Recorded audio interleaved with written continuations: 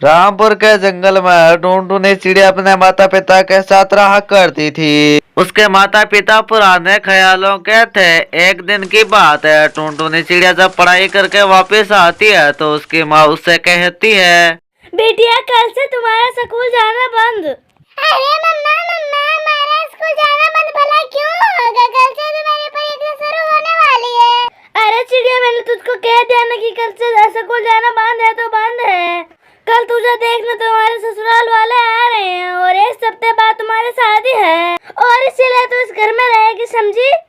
लेकिन मम्मा मैं तो अभी बहुत ज्यादा छोटी हूँ, मेरी शादी करना भला क्यों चाहते हैं? मुझे तो अभी शादी नहीं करनी है, मुझे तो अभी पढ़ना है।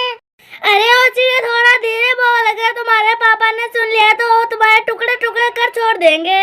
अब जल्दी से जाओ और हाथ मुंह धो ले, मैं तुम्हारे लिए भोजन परोसने वाली हूँ। आज मैंने तुम्हारी मनपसंद सब्जी बनाई है, पनीर की, और रोटी बनाई है। और हाँ, तू रात में मेकअप कर सो जाना है, इससे तुम्हारा मुंह खुला खुला लगेगा। पर माँ मेरे साथ आप ऐसा भला क्यों कर रही हो? तुम मेरी दुश्मन बन गई हो, किसी तरह मेरी शादी होने से मुझे बचा लो माँ, मैं तुम्हारे आगे हाथ जोड़ती हूँ। और तभी वहाँ पर टुनटुनी चिड़िया का पिता आ जाता है। उसे वहाँ देखकर टुनटुनी चिड़िया उसके आगे रोकर कहती है, पिताजी आप मेरी शादी भला क्यों करना चाहते हैं? मुझे भी पढ़ना है। टुनटुन चिड़िया तुम कान खोल के सुन लो, तुम्हारी शादी होकर रहेगी। पर पिताजी बाल विवाह तो अपराध होता है ना, अगर पुलिस वालों को पता चल गया ना तो फिर हम सभी को जेल हो जाएगी। हमारा कानून यहाँ पर कोई अपराध नहीं होता है, हमारी जंगल की रीत यही होती है। तो इसको ले जाओ और कमरे में बंद कर दो। मैं सगे संबंधियों के साथ बेइज्जती नहीं करना चाहता।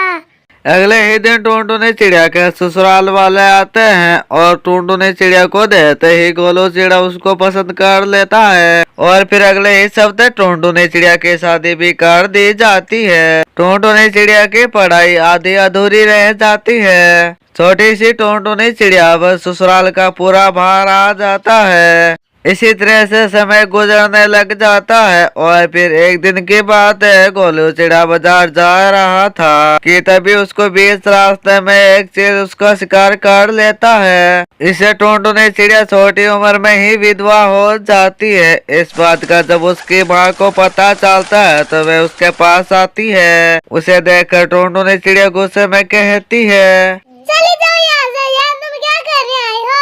मैं तुम्हारी बेटी तो हुई नहीं, तुम्हारी बेटी जब भी मर गई थी तब तुमने मेरी बाल शादी की थी। तुम मेरी बाल विवाह करके मेरा घर बसाना चाहती थी ना, देखो मेरा घर कैसे बसा है। अरे बेटा, गोलू चिड़िया के जाने के बाद तुम्हारी थोड़ी तबीयत ठीक नहीं रहती, तुम मेरे साथ चलो, वहाँ पर तुम्हारा मन बहल जाएगा। माँ मुझे कुछ नहीं हुआ, तुम यहाँ से चली जाओ, मैं मेरी माँ जी को छोड़कर कहीं नहीं जाने वाली हूँ।